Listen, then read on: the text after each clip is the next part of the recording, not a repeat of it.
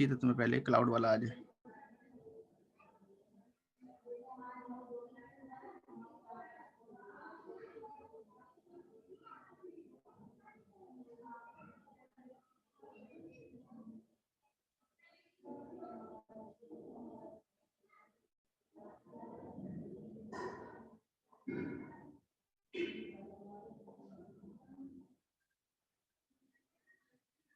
समझ में आ गया? ओके, सो ये याद रखें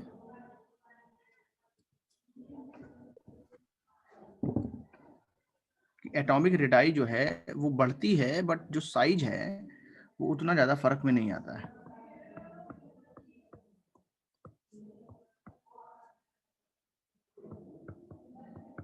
तो यहाँ पे लेस इंक्रीमेंट है और यहाँ पे भी लेस इंक्रीमेंट है। That is due to lengthenide and actinide contraction.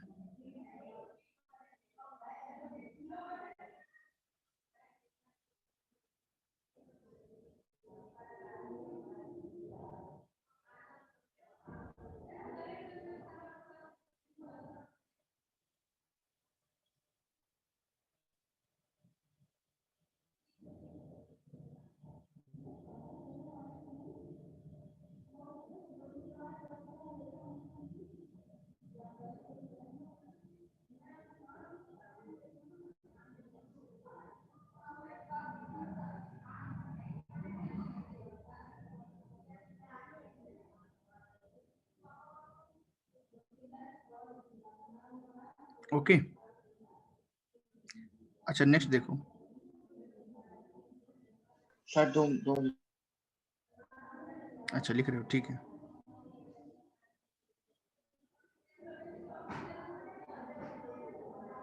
Note करना बहुत इंपॉर्टेंट है यहाँ पे।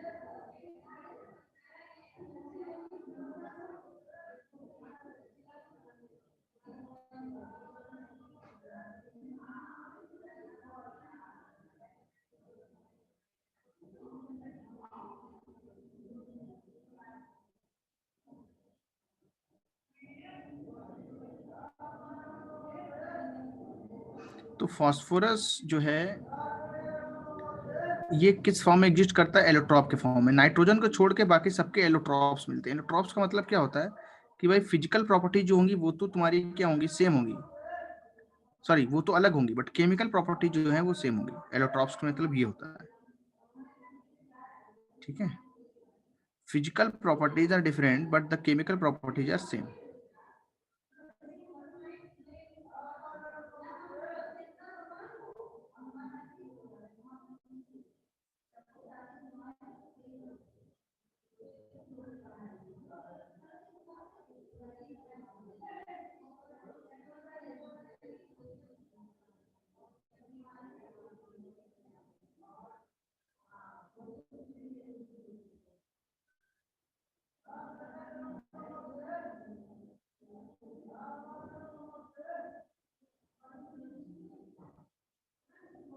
हाँ सर।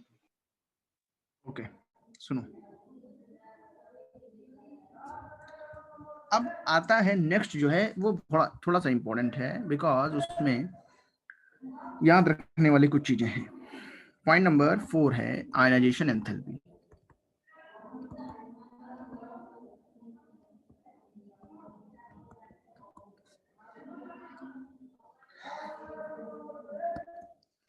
तो याद रखेंगे ionisation enthalpy decreases down the group. इतना तो पता ही है भाई, जब डाउन द ग्रुप जाओगे तो डिक्रीज तो करेगी, लेकिन थोड़ा ध्यान रखना है इसमें।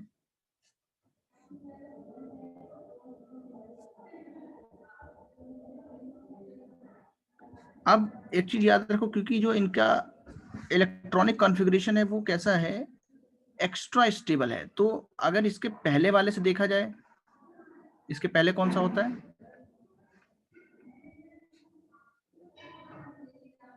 इसके पहले कार्बन है मान लो फैमिली, तो इनसे ये थोड़ा ज्यादा होता है, बहुत ज्यादा डिफरेंस आ जाता है।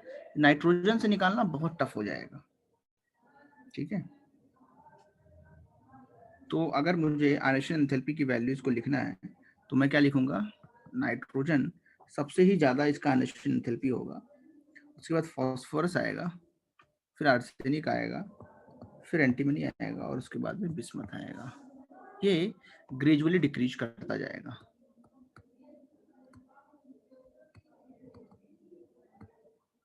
जैसे जैसे डाउन द ग्रुप जाएंगे ग्रेजुअली डिक्रीज करेगा। और अगर हम बोलेंगे I3 किसी भी एलिमेंट की तो वो I2 से ज्यादा होगी और I1 से भी ज्यादा होगी। तो कंजुगेटिव जो है, जो सक्सेसिव आयनेशन एनर्जीज होती हैं उनकी वैल्यूज तो वैसे भी हमेशा ज्यादा होती है। तो ये वाला पॉइंट लिखें। उसके बाद पॉइंट नंबर 5 पे आ जाएगा हमारा इलेक्ट्रोनेगेटिविटी।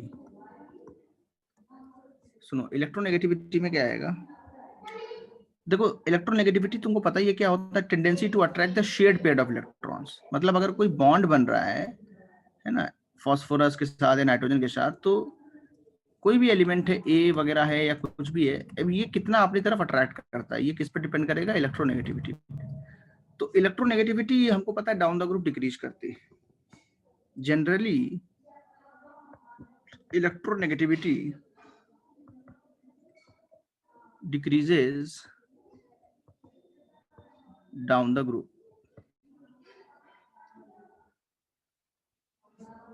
ठीक है। But due to less increment in size from arsenic to bismuth, the electronegativity value does not change much. Okay, तो इलेक्ट्रोनेगेटिविटी की वैल्यू अगर मैं तुमको लिखा देता हूं तो क्या आएंगी, नाइट्रोजन, फास्फोरस, आर्सेनिक और बिस्मथ। तो हमें पता है नाइट्रोजन की सबसे ज्यादा है, देन फास्फोरस है, उसके बाद आर्सेनिक है, उसके बाद एंटीमनी है और फिर बिस्मथ है। तो इसकी जो इलेक्ट्रोनेगेटिविटी याद करी होगी 3.2.2 1.9 1.9 किस पे है, ये पॉलिंग्स स्केल पे है। इसको नोट करें, इलेक्ट्रोनेगेटिविटी वाला। आयनेशन एंथैल्पी सबका हो गया, एनीवन रिमेनिंग?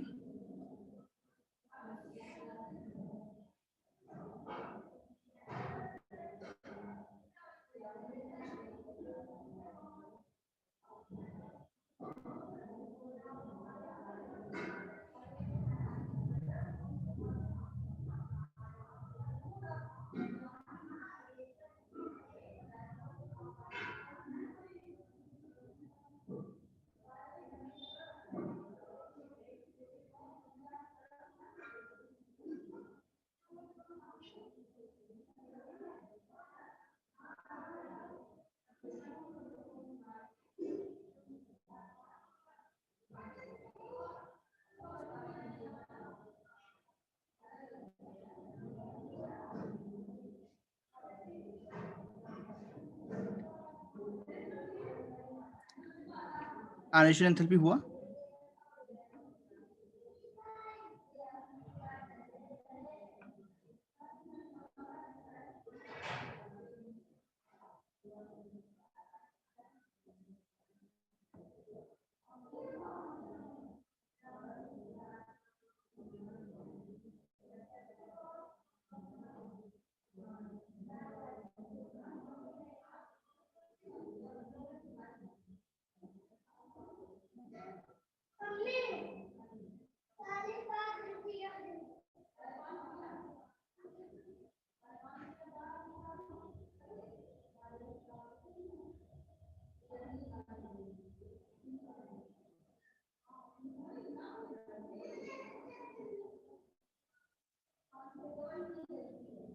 लिखो, जल्दी जल्दी लिखो इसको, फिर आगे कंटिन्यू करते हैं।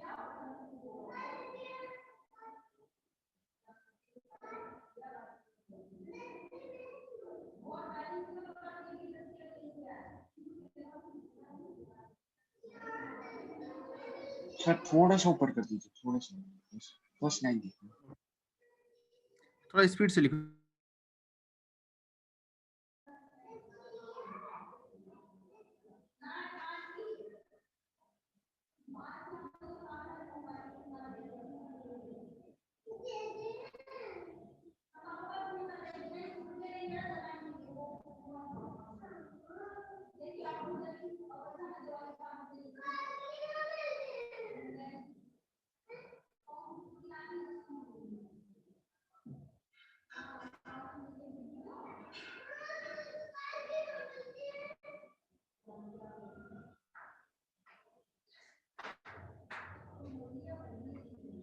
हो गया?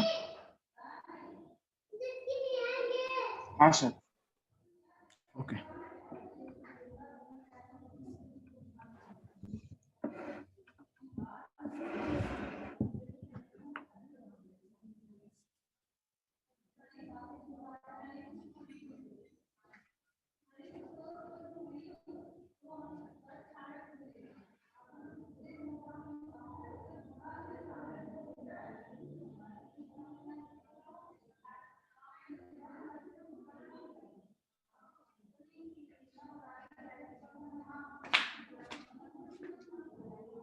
सबका हो गया?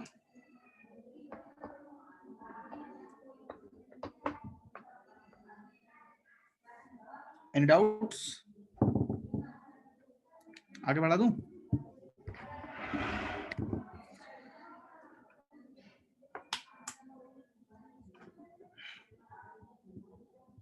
ओके, देखो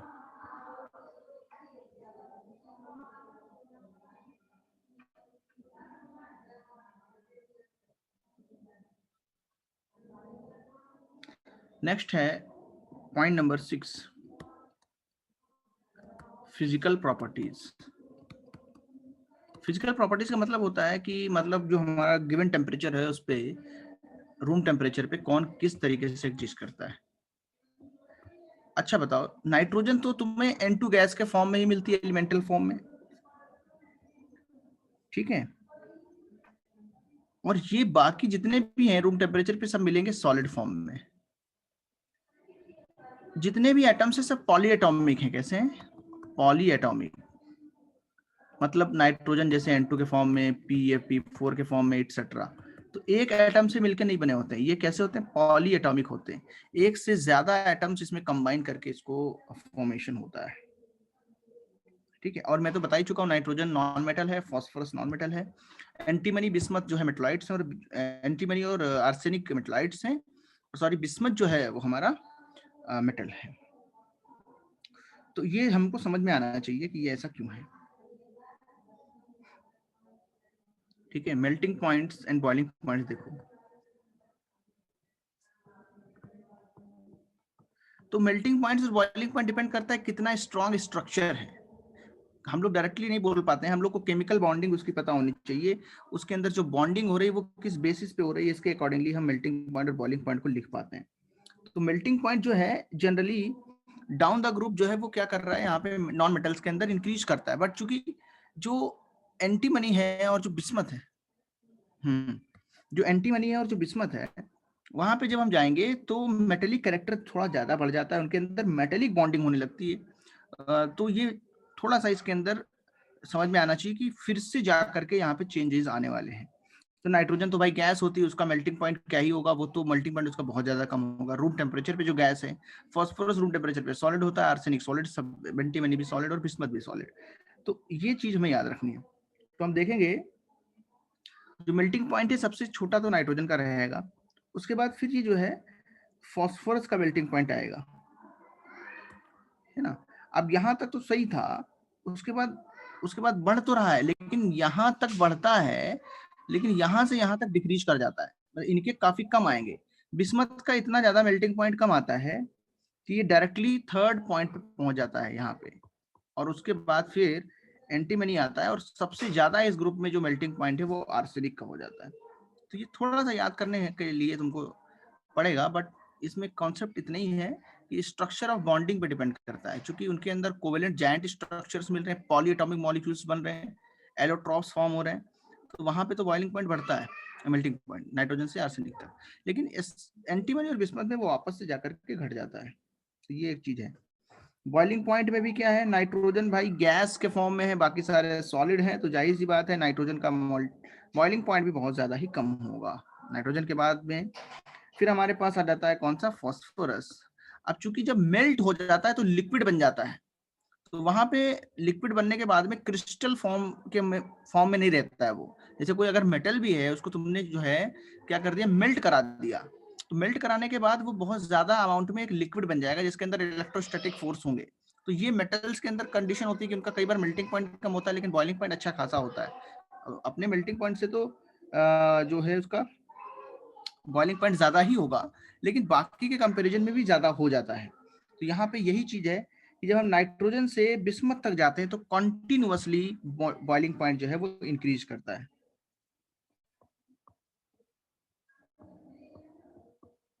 इस तरीके से हमें याद रखना है, इसमें कोई चेंज नहीं है, ये कंटिन्यूअस है, इंक्रीजेस डाउन द ग्रुप, इसमें ऐसा है इंक्रीजेस डाउन द ग्रुप, ये कंडीशंस होती हैं।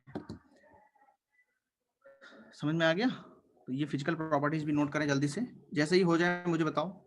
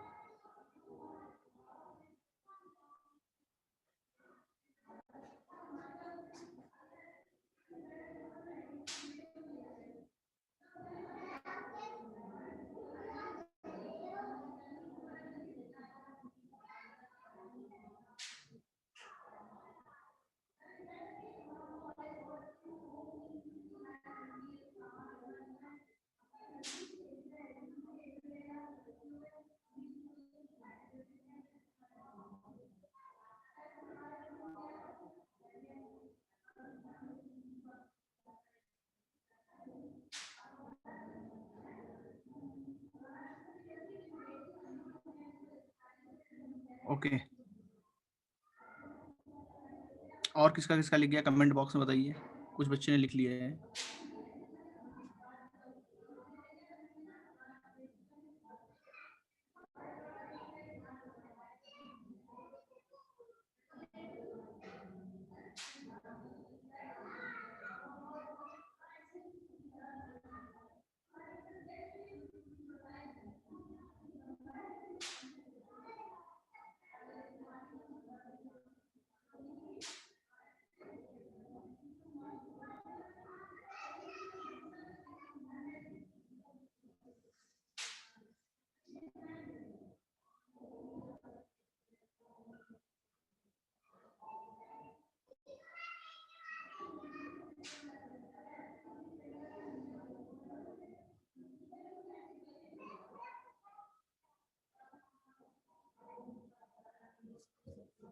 ओके,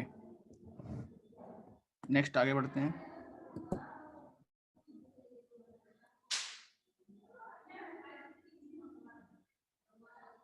उम्मीद है कि सबका हो गया होगा।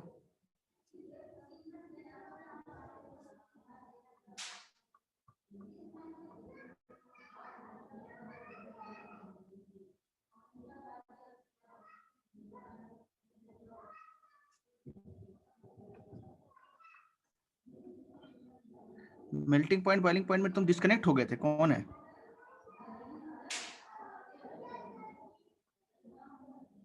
संस्कार। बीआई का पहले क्यों आया? एक्चुअली क्या होता है कि ये डिपेंड करता है स्ट्रक्चर के ऊपर।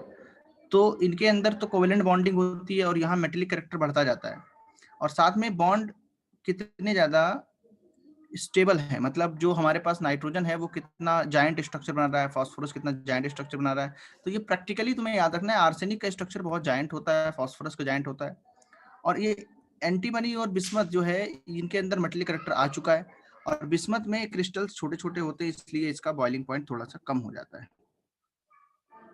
ओके, ये याद रखना है।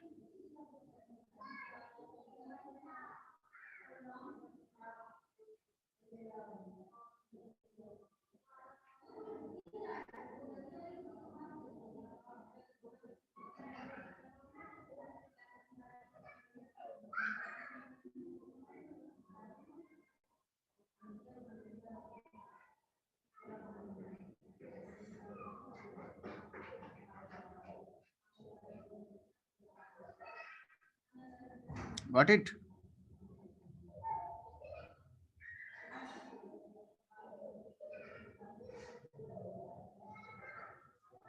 लिख लिया तुमने? तुम्हारा कनेक्शन गया था?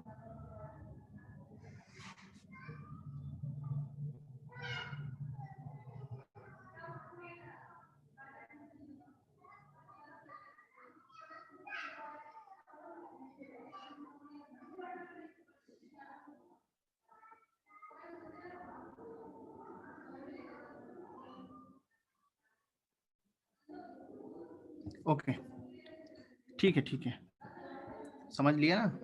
इसमें वैसे तो ज्यादा कुछ इतना हम लोग सॉल्व करके नहीं निकाल पाएंगे, या कुछ समझने लायक नहीं है, थोड़ा सा याद रखना पड़ेगा।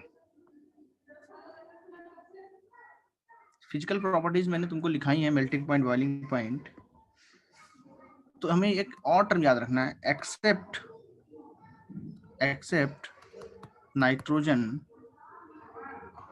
all the elements show allotropy. All the elements show allotropy. Allotropy का मतलब क्या है? What was the reason for bismuth coming ahead? Reason क्या है? उसका स्ट्रक्चर जो है क्रिस्टल के फॉर्म में होता है, छोटे छोटे क्रिस्टल्स होते हैं, मेल्ट हो जाते हैं, और आर्सेनिक बिस्मथ के स्ट्रक्चर बहुत जायंट होते हैं, है ना? जैसे तुमने देखा होगा कार्बन डायमंड का मेल्टिंग पॉइंट कितना ज्यादा होता है, नॉन मेटल है ना, तो चूंकि स्ट्रक्चर बड़ा है तो उसको तोड़ना मुश्किल है। चलो ठीक है, chemical properties, got it? Yes, various physical forms, yes, ये एलोट्रॉपी शो करता है। एलोट्रॉप्स का मतलब क्या है? जैसे एक P4 हो गया, है ना, वाइट हो गया, रेड हो गया, ठीक है, ब्लैक फॉस्फोरस हो गया, ये सब फॉस्फोरस आगे पढ़ने को मिलेंगे। तो लेकिन नाइट्रोजन में ऐसा नहीं होता है, नाइट्रोजन गैस 10-5 टाइप की हो नहीं, वो एक ही होती है, N2 के फॉर्म में मिलती है। केमिकल प्रॉपर्टीज का मतलब क्या है? ऑक्सीडेशन स्टेट, इसमें ए लिख सकते हो, ऑक्सीडेशन स्टेट एंड ट्रेंड्स। अच्छा बताओ, ऑक्सीडेशन स्टेट क्या हो सकता है नाइट्रोजन का? -3 to +5। यहाँ पे देख सकते हैं हम नाइट्रोजन से लेकर के इस फैमिली का, क्योंकि कॉन्फ़िगरेशन क्या है, 1s2 2s2 2p3, या नाइट्रोजन का लिख सकते हो 2,5। या तो ये 3 इलेक्ट्रॉन ऐड करेगा अपने में, या +5 इलेक्ट्रॉन शेयर करने में +5 दिखाएगा। तो इस तरीके से हम देख सकते हैं कि +5 तक ऑक्सीडेशन स्टेट इसका चला जाता है। जैसे N2O5 में नाइट्रोजन का ऑक्सीडेशन स्टेट कितना है बताओ? NH3 में कितना है बताओ? HN3 में कितना है बताओ? ये सारे पता है? जल्दी से बताइए कितना किसका है?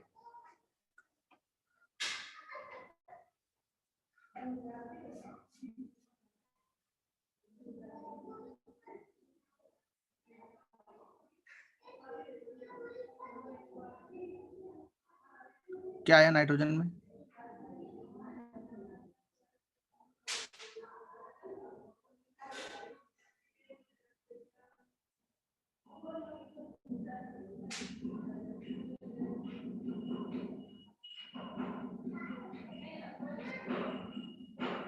+5 -3 -1/3। देखो ये इस रेंज के अंदर आ सकता है।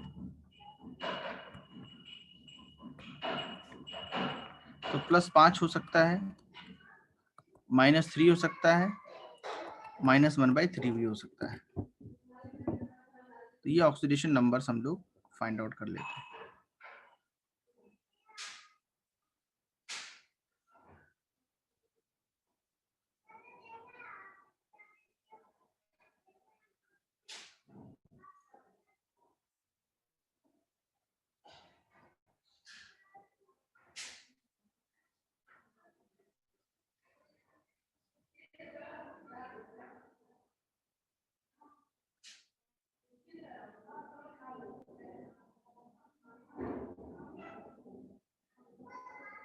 सबका नोट हो गया?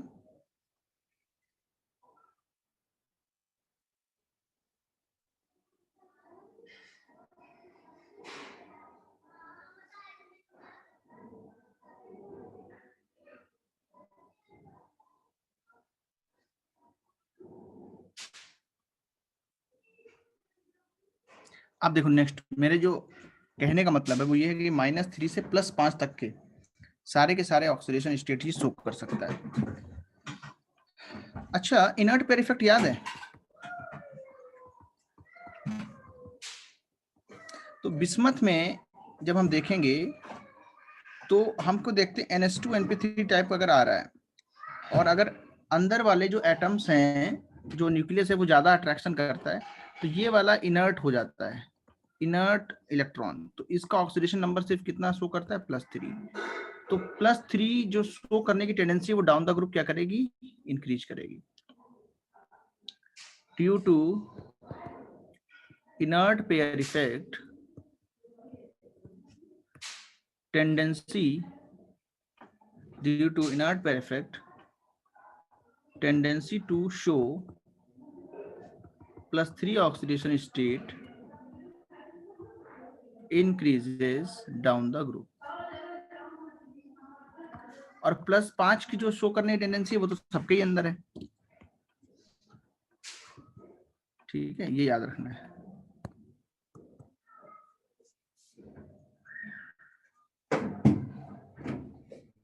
तुम्हारे यहाँ भी लाइट चली गई, किसके किसके यहाँ लाइट जा रही है?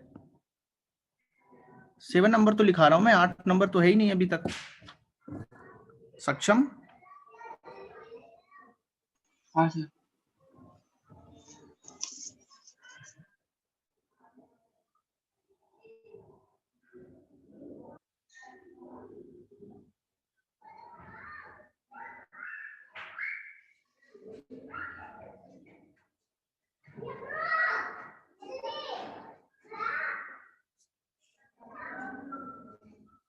हाँ, वो अभी लिख रहा है सक्षम, उसको लिख लेने दो, फिर नीचे करता हूँ।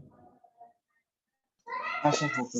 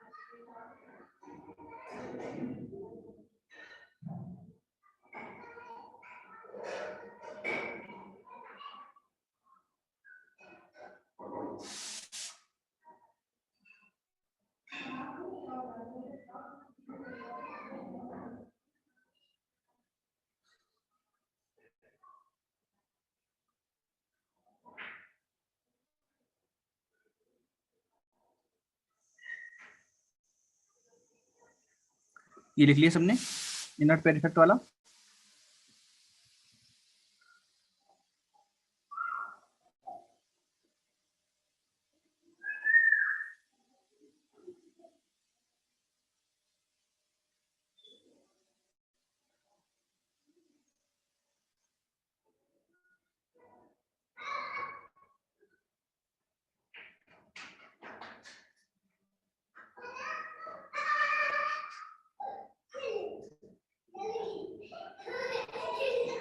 ओके।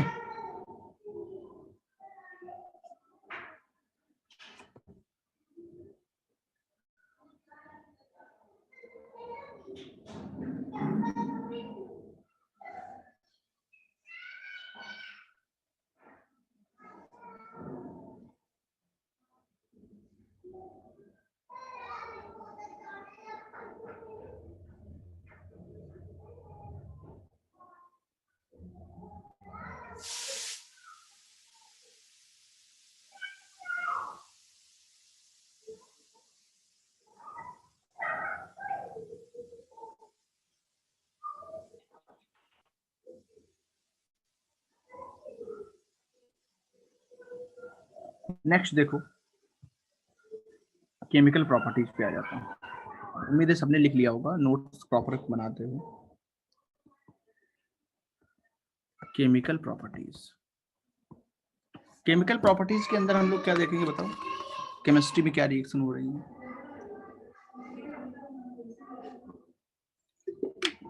उसको छोड़ के हटाओ इसको।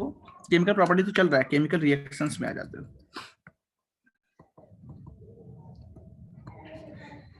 रिएक्शंस पे आ जाते हैं।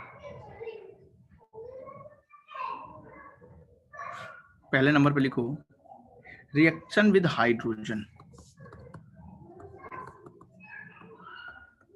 तो नाइट्रोजन देखो इनर्ट होती है, ठीक है, लेकिन फिर भी एक पर्टिकुलर कंडीशन में फॉर्म कर देता है hydride. all the elements of group 15 form hydrides of the type EH3, where E क्या है? E मतलब element, nitrogen, phosphorus, arsenic, antimony और बिस्मथ।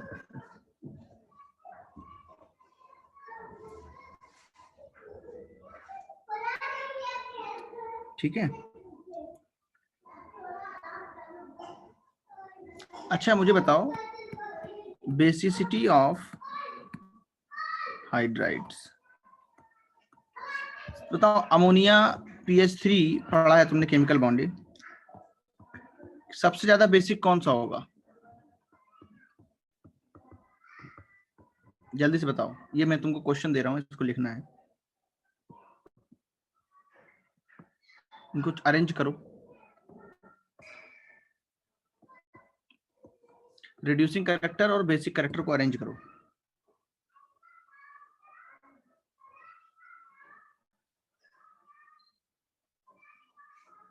स्टेबिलिटी को अरेंज करो। बताओ आंसर क्या आएंगे? स्टेबल कौन सा होगा? यस, स्क्रॉल अप कर सकते हैं। उसके बाद क्वेश्चन लिखो, नोट करो, आंसर दो।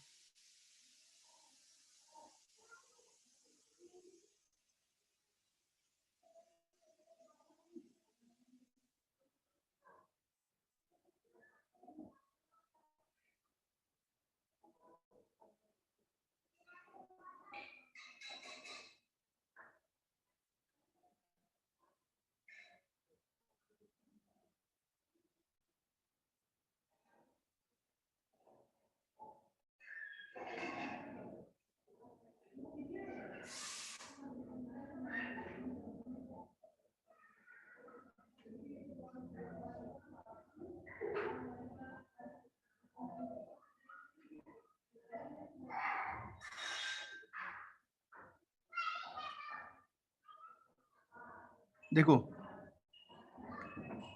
जितने भी इसके अंदर ट्रेंड्स हमने तुमको दिए हैं, इसके अंदर जो पहला है वो बेसिक का है। तो बेसिक कैसे बताते हैं, कौन सा लोन पेयर डोनेट करने की टेंडेंसी ज्यादा रखता है? तो हम देखते हैं नाइट्रोजन जो है वो छोटा है, उसका साइज क्या है? छोटा। तो साइज छोटा होने पे उसका जो डिस्पर्शन होगा वो बहुत कम होगा, बाकी जगह पे डिस्पर्शन ज्यादा होगा। साथ में डी ऑर्बिटल्स भी वैकेंट है, इनके पास क्या है?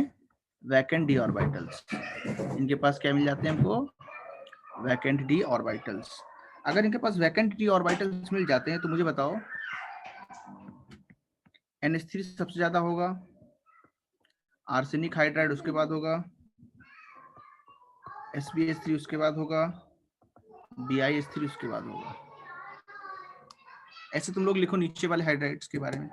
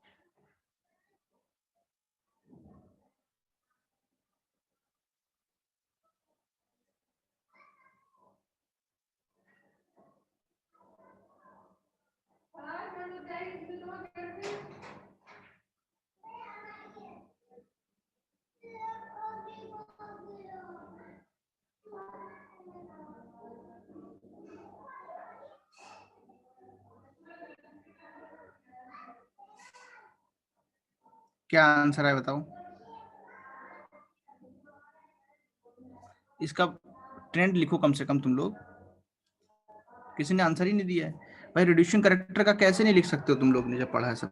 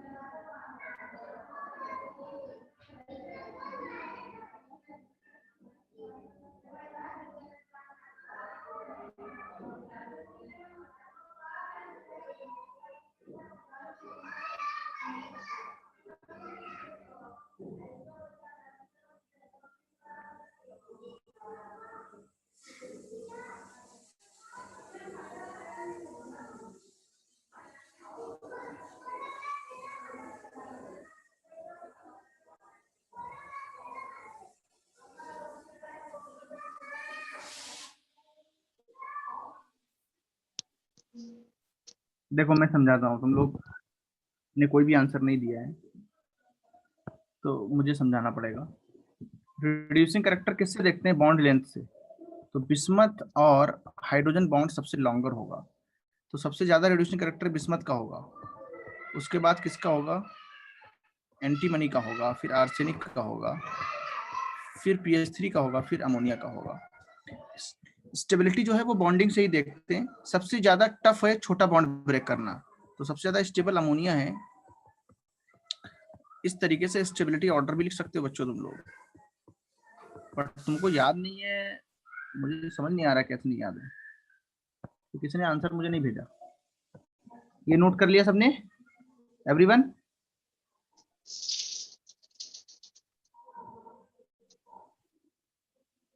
आगे बढ़ा दें?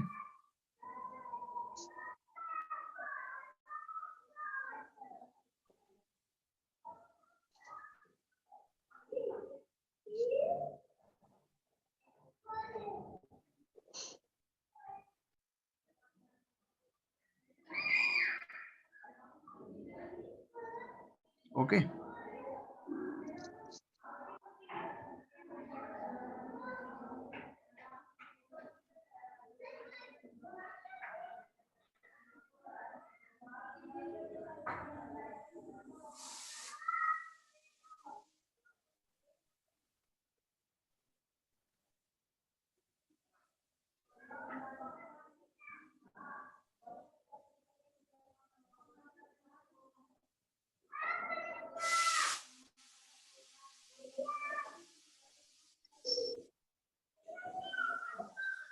आगे बढ़ा दूं? सबका नोट हो गया ये?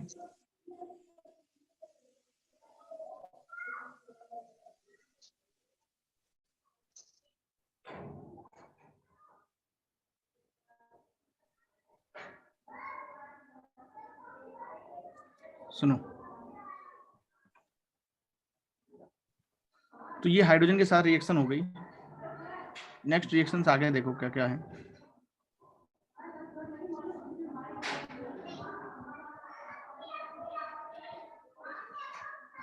बॉइलिंग पॉइंट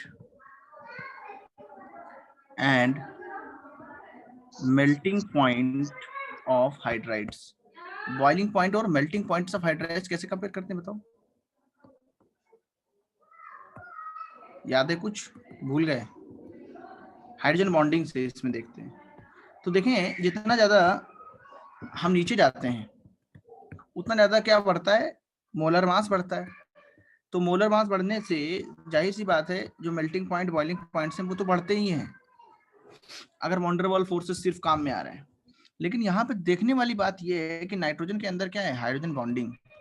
तो ये सबसे ज्यादा अपना मेल्टिंग पॉइंट रखता है।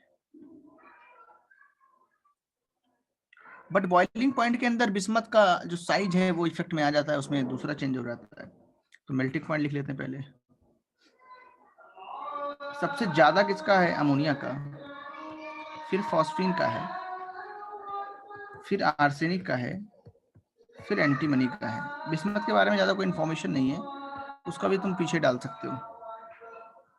बॉइलिंग पॉइंट देखो, सबसे ज्यादा जो है वो बिस्मथ का आएगा, फिर अमोनिया का आएगा, उसके बाद आर्सेनिक, सॉरी कौन नहीं बड़ा वाला, एक मिनट, ये मैंने तुमको थोड़ा सा उल्टा बता दिया। देखो नीचे वाले का तो है ही ज्यादा, ये बस यहाँ पे शिफ्ट होगा तो क्या आएगा, अमोनिया, उसके बाद SbH3, फिर ASH3 और सबसे कम PH3। सबसे कम फॉस्फीन का होता है, इस पे सवाल बनता है। यहाँ पे ये शिफ्ट तो होता है, ये शिफ्ट होता है, लेकिन यहीं पे शिफ्ट होता है बिस्मथ के पास में। तो सबसे ज्यादा बिस्मथ का होगा, फिर अमोनिया का होगा, और इसके बाद तुम लिख सकते हो SbH3 का, उसके बाद लिख सकते हो आर्सेनिक का, और सबसे कम फिर से फॉस्फीन का होगा। तो ये दो स्ट्रक्चर्स याद रखना, इसको भी नोट करें।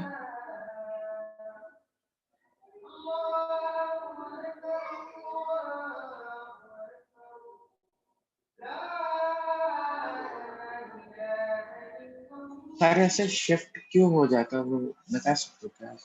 डिफरेंस को हाँ, तब उसको समझ समझने क्यों देना। आता है? देखो उसके लिए क्या है, सबसे मेन बात यह है कि स्ट्रक्चर पे हमको देखना होता है। तो हम अमोनिया का क्या है, बहुत ज्यादा हाइड्रोजन बॉन्डिंग होता है। हाइड्रोजन बॉन्डिंग से क्या हो गया, उसका जो स्ट्रक्चर है उसके अंदर बहुत ज्यादा स्टेबिलिटी आ गई। जैसे अमोनिया है, इसका स्ट्रक्चर बड़ा हो गया अमोनिया, तो ये हाइड्रोजन बॉन्डिंग से आपस में इसके मॉलिक्यूल्स बढ़ते हैं। जब मॉलिक्यूल्स के बढ़ेंगे तो वापस से क्या हो जाएगा, इसका जो है मेल्टिंग पॉइंट और बॉइलिंग पॉइंट बहुत ज्यादा हाई हो जाएगा। ये तुमको याद रखना है, ठीक है, इतना याद रखो। ये ठीक तुमको केमिकल बॉन्डिंग में पढ़ाया है।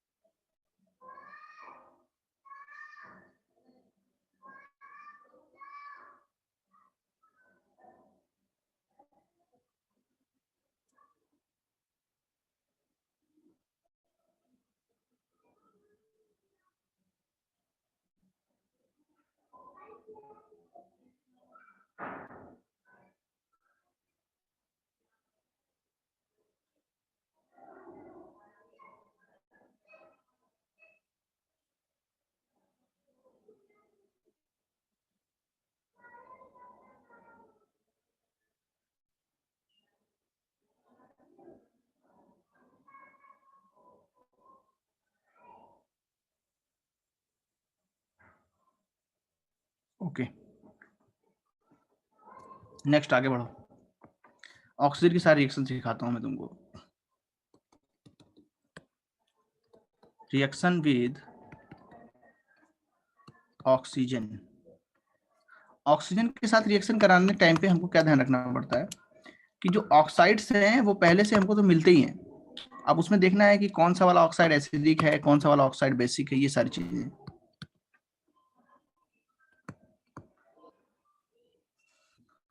तो जितने भी एलिमेंट्स हैं, all nitrogen family elements form E2O3 and E2O5 type oxides.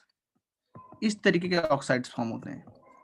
अरे तुमने देखा भी होगा, जनरली यही तो मिलते हैं, N2O3, N2O5, P2O3 जो कि डाइमर बनाता है P4O6, या P4O5, sorry P2O5 that is P4O10। इस तरीके के ऑक्साइड ही तो मिलते हैं, ये सारे बनाते हैं, है ना। On increasing the oxidation number, अगर ऑक्सीडेशन नंबर इंक्रीज करते तो क्या होता है बताओ, एसिडिक कैरेक्टर बढ़ेगा घटेगा, जल्दी से।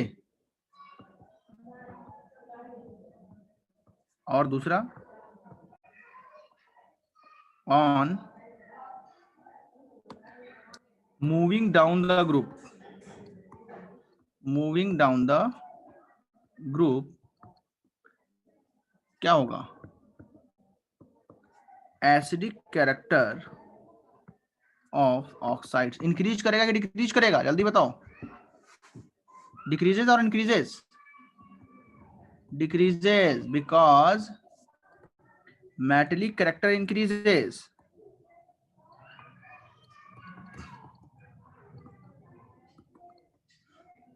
ठीक है, तो नाइट्रोजन के ऑक्साइड जो हैं,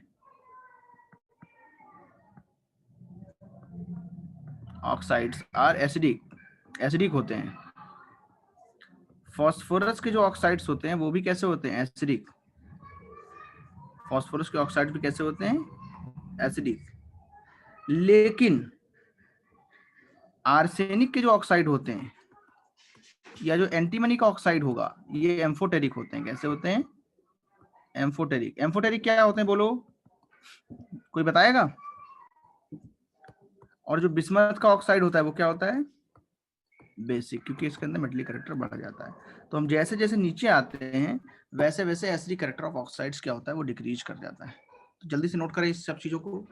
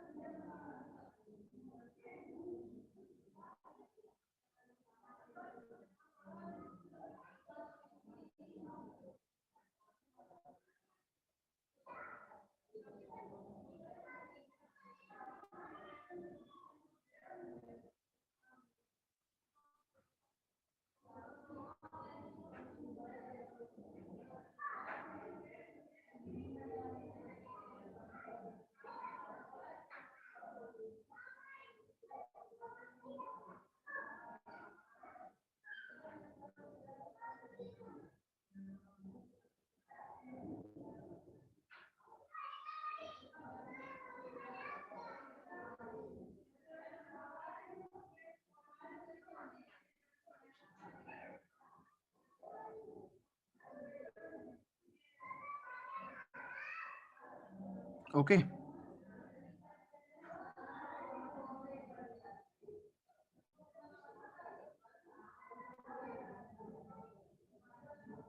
डन। सर थोड़ा नीचे लीजिए। ठीक है,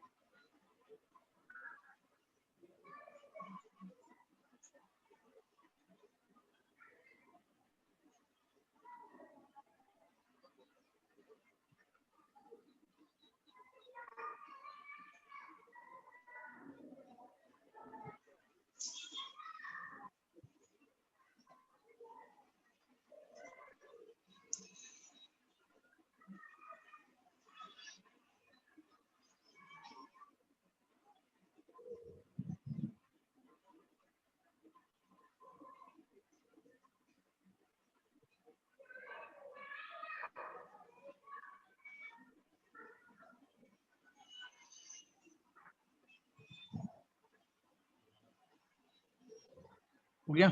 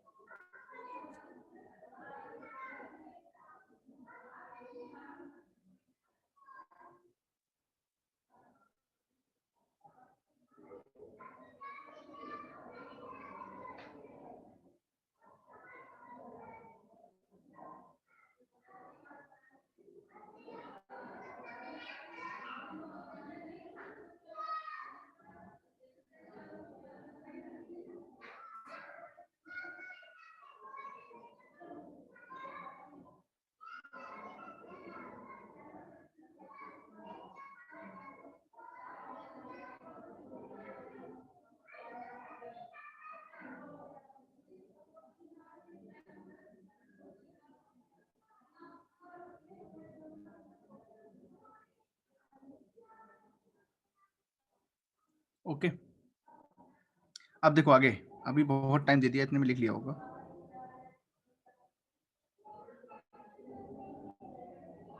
सुनो मेरी बात,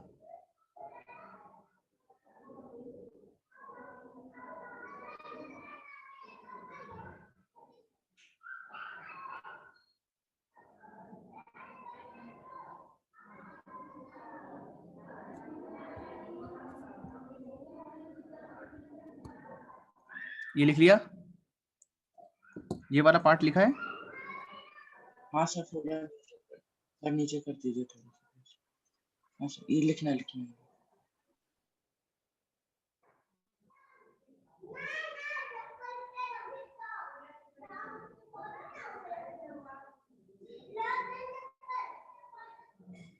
सर थोड़ा सा ऊपर कर दीजिए, थोड़ा सा। ओके,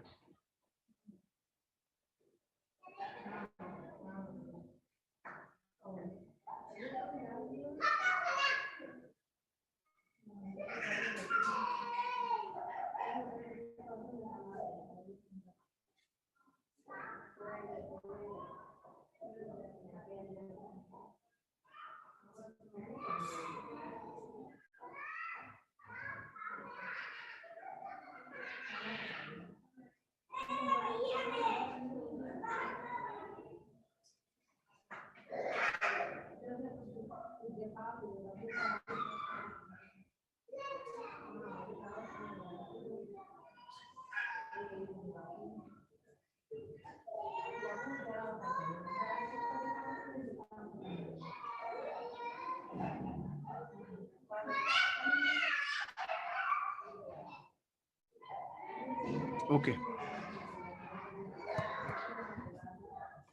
अच्छा अभी भी लिखना बाकी है।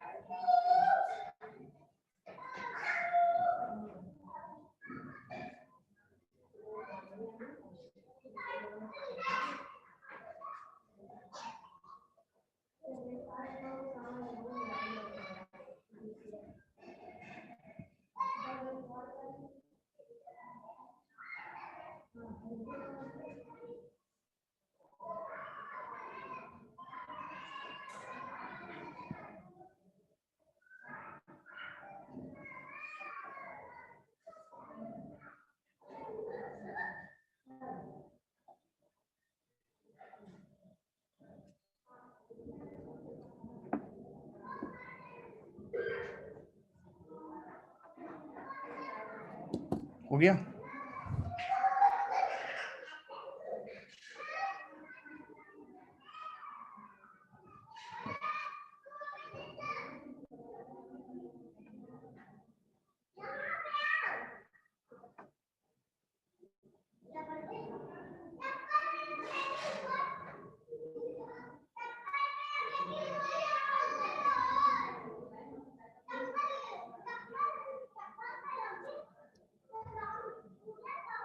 ओके, सुनो,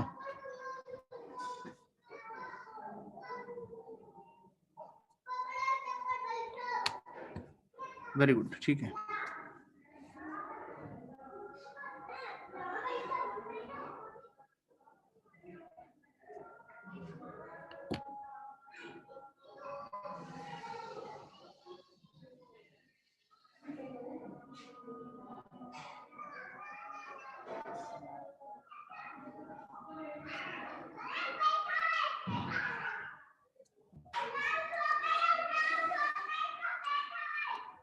ओके देखो, रिएक्टिविटी जो है बिस्मथ की हमने दिखा दी तुमको, बेसिक कैरेक्टर बनाता है जब ये ऑक्सीजन फॉर्म करता है ऑक्साइड।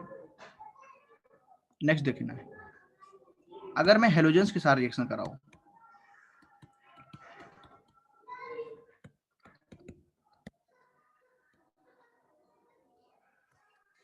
तो हेलोजेंस के साथ क्या होगा, उसमें भी ये NCl3, PCl3, PaCl5 इटसेट्रा पेंटाहेलाइड्स और ट्राईहेलाइड्स फॉर्म करता है। Trihalides and pentahalides are formed.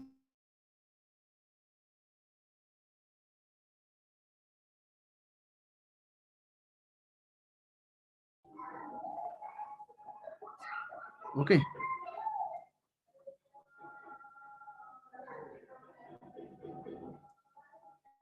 तो PCl3 हो गया, उसका स्ट्रक्चर कैसा होता है बताओ? पिरामिडल होता है। PCl5 हो गया, उसका स्ट्रक्चर कैसा होता है बताओ?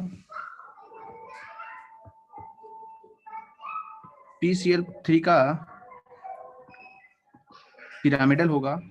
और PCl5 का कैसा होगा स्ट्रक्चर बताओ? PCl5 जो है, अगर इसका स्ट्रक्चर देखो तुम लोग, तो ये दो हमारे पास कैसे बॉन्ड्स हैं? ये वाले जो बॉन्ड्स हैं ये हमारे हैं एक्सियल बॉन्ड्स, और ये हमारे जो बॉन्ड्स हैं तीनों, ये कैसे हैं? इक्वेटोरियल। तो बताओ PCl5 को हीट करोगे तो क्या बनेगा? PCl3 प्लस Cl2 बन जाएगा। समझ में आ रहा है कि नहीं? PCl3 बनेगा और क्या बनेगा? Cl2। अब कोवेलेंट कौन सा ज्यादा होगा? PCl3 और PCl5 में कोवेलेंट कौन सा होगा ज्यादा बताओ, जल्दी से बताएं। Which one is more covalent in PCl3 and PCl5?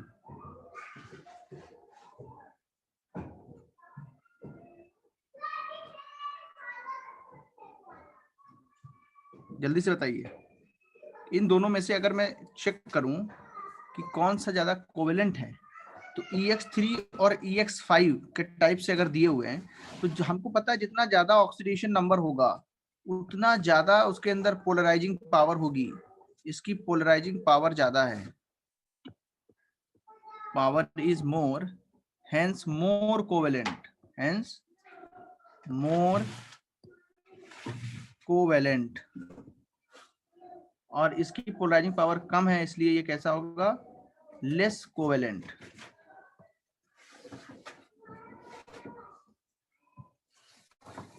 अच्छा, NF3 होता है, NF5 क्यों नहीं होता है? NF5 क्यों नहीं होता? What is the reason? PF5 होता है। जल्दी से रीजन बताएं इसका, क्यों ऐसा होता है? What is the reason? NCl5 don't exist. Yes, vacant D orbitals नहीं होते हैं। नो वैकेंट डी ऑर्बिटल्स, ये इसका रीजन आ जाएगा।